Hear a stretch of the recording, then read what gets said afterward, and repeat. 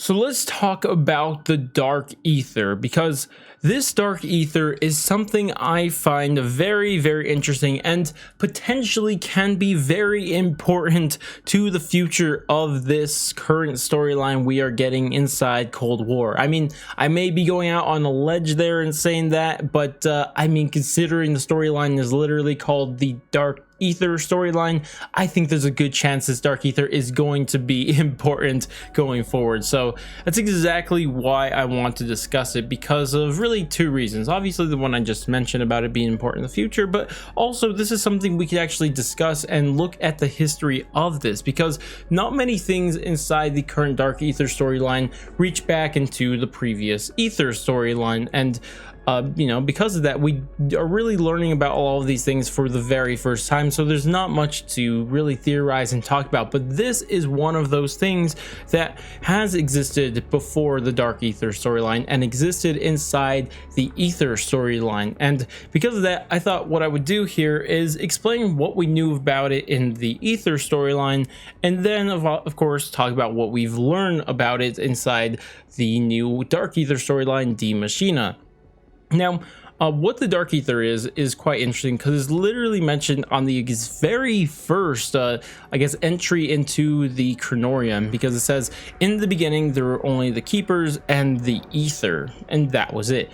But then there were some Keepers who got interested and found this place called the Dark Aether, even though they said there was only the Keepers in the Aether, so I guess there was also the Dark Aether. But regardless, not the point. The point still continues, is that, or the story continues, saying that some of these Keepers were interested in the Dark Aether, and they experimented with the Dark Aether. Not sure what they were doing, but they did experiment with it, and in doing so they became corrupted by the Dark Aether, and from there they became the Apothecans. And of course at first it was fine, there was the Apothecans, there was the Keepers, but slowly the Keepers started to realize that the Apothecans weren't very friendly to the Keepers and weren't really doing what they saw to be as good.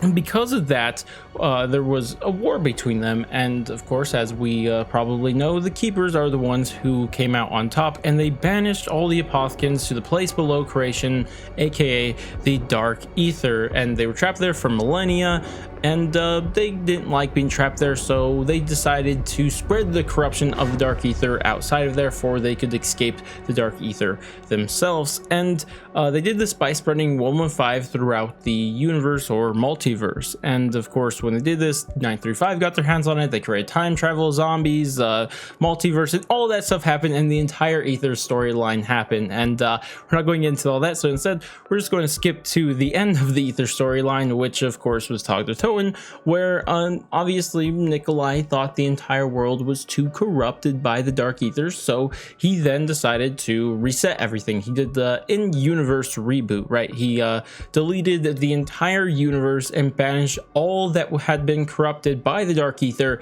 into the Dark Aether, and from there, that's of course where we get the new storyline, the Dark Aether storyline. And the main theme and the main idea that we had gathered from what we heard inside the entire, I guess, Aether storyline is that the Dark Aether was just an evil place of corruption that maybe even had a will of its own, because it seemed like it wanted to spread its influence, because when things would experiment with it, like, and what I'm talking about here is currently is the first Keepers that experimented with it, that became the Apothecans. You know, it seemed like it was like mind controlling them, like taking over their minds. So it seemed like this Dark Aether had some will of its own, that it was, instead of a place, it was a being. But then of course we get Die Maschine, and inside Die Maschine we literally go into the Dark Aether on multiple occasions throughout the Easter egg, and what we see there is that the Dark Aether isn't what it was portrayed as inside the Aether storyline. It's not this like will of a place that is trying to corrupt everything. Instead, it's just a place of corruption, and there's things that, you know, probably aren't exactly ideal to exist, but they're there, and that's what they're kind of doing. They're just kind of there, and it changed our perspective of what the Dark Aether is, from being this evil corrupting force into a place of corruption, which is quite interesting and something that we really hadn't understood up until this. And more than that, it's actually explained to us that not only does the Dark Aether, or the Dark Aether is not this willful evil force but a place, but more than that, there's also an entire ecosystem inside this place. Like, there's things that live inside this place by themselves, and this is something we learned through the document intel from the Dark Aether, of course, intel group. And I want to read one of them off for you guys and show you guys exactly what I'm talking about. Day 1646. Saw something new today, something big, tall as a building, walking through fog. Difficult to see details, kept my distance as it passed. I heard talk from others that giants roamed this land, but dismissed it as madness. Heard one of them call them the Elder Gods. Thought I cataloged all the creatures here and their pecking order. I was wrong.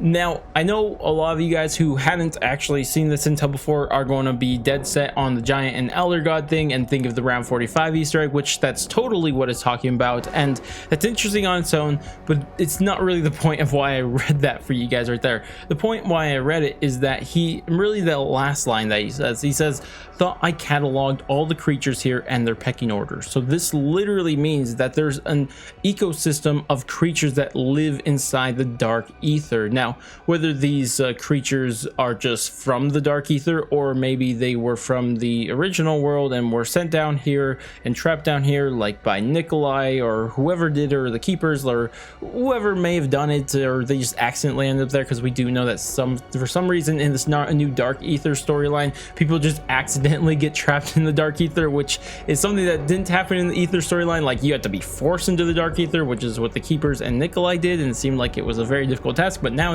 you just like find your way getting trapped in there. But regardless, the point still all stands, is that the Dark Aether is no longer seen as this corrupting force, and instead it is a place of probably corruption, and maybe there's things inside the Dark Aether that want to spread their corruption throughout the normal universe, or the cleanse universe, or however you want to say. And maybe one of these beings are like these giants or elder gods that have been mentioned, and that's entirely possible. But overall, the point I'm trying to make here is that one that I'm still trying to stick, that I just feel like I haven't done properly, but it's that our understanding of the Dark Aether has fundamentally changed from the Aether storyline to this new Dark Aether storyline. And it's that this Dark Aether is just a place. It's not a corrupting force, which is something I find to be quite interesting. And I know a lot of people who are newer to the story may think that I'm making a big deal out of something that's not that important, and maybe I am,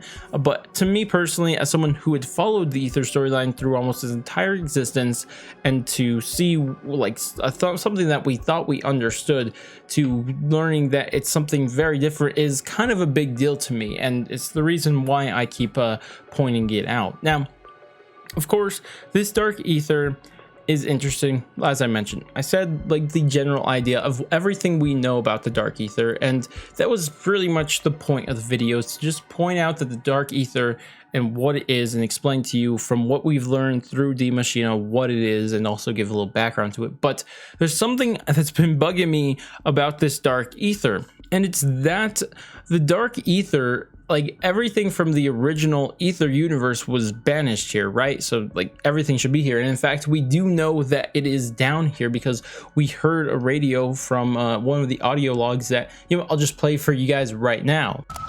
I hope someone out there can hear this. I'm not quite certain this device even works. You see, I'm an historian. I was touring ancient sites in Peru when it all went dark. Suddenly I'm in this jigsaw landscape. This hodgepodge of creatures and artifacts, like a collision of cultures and eras. I've seen medieval structures alongside 21st century buildings. I've seen ancient storybook creatures and mechanical monsters straight from a science fiction novel. And the thought I cannot seem to shake now is that the universe has a dumping ground for things that go bump in the night. Others I've encountered assume this is hell, but it's worse. It's the dustbin of history. It's the rubbish dump of time. When the universe is through with you, this is your final stop.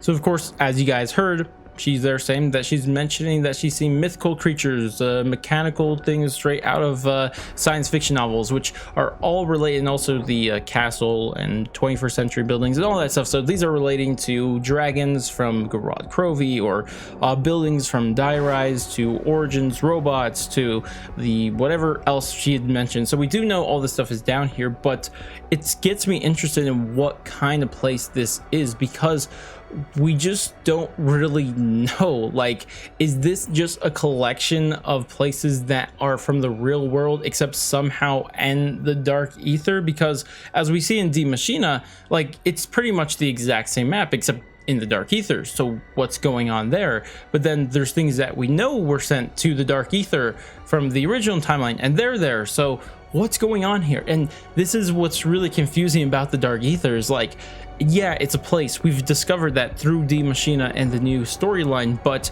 is it a place of, I guess, of its own, or is it a place of rather being a reflection of the real world, in the case of what we saw inside, I guess, of Die Maschine? Or is it just things that were thrown from the original world into the Dark Aether, like we heard inside the radio? Or is it a mixture of both, which seems much more likely? Or maybe it's something else entirely. I don't know, man. And this is one of the questions that is going to be interesting, and it's going to you know, be something that we'll probably learn as time goes on more about this Dark Aether, because it seems to be a very, very important thing inside this current storyline, even more important than it was inside the Aether storyline, even though inside that storyline it's literally the cause of everything that happened. But that's about it for this video, and I'm just curious to you guys. What do you guys make of what's going on here, mainly with the Dark Aether itself? Like, what do you think's going on here? What do you think about it? Do you think like they're going to do something like maybe, you know, do a kind of a twist type of deal thing with this Dark Aether and say that maybe the Dark Aether isn't all that evil like we originally thought? Or are they going to continue that theme, except,